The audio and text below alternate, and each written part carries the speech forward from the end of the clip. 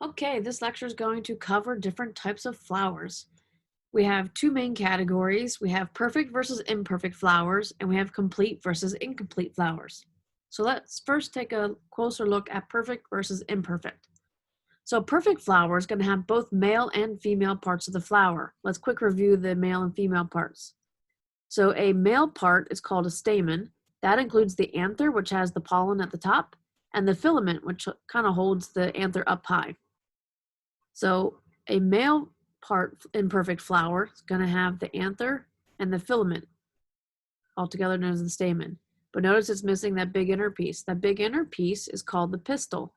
That's the female part. The stigma is at the top. The style is kind of holds up the stigma. And the ovary is the big swollen part at the bottom. And inside the ovary is the ovules. So all of this whole structure combined is called the pistil. So this would be like a female imperfect flower because it has the female pistil, but no male stamen. Okay, complete versus incomplete. Complete flowers are going to have all four of these things. So sepals, which are kind of like the little leaf-like structures that protect the flower.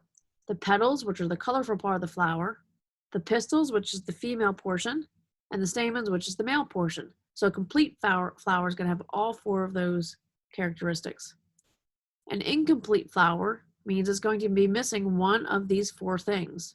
So it could be the male, female parts, but it could also be the sepals or petals.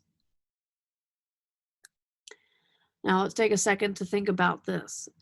So imperfect flowers, remember imperfect meaning they're missing the male or female part, they're always going to be incomplete because an incomplete flower means it's missing something. So if imperfect is always missing a male or female part, incomplete, they're always missing something. So imperfect flowers are always incomplete. Now, incomplete flowers may or may not be imperfect. Remember, incomplete means they're missing something, and imperfect specifically means they're missing the male or female.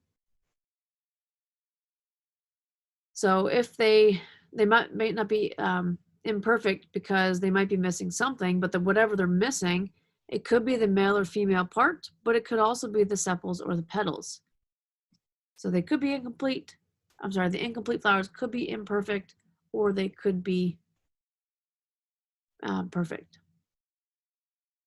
And that is it for this lecture.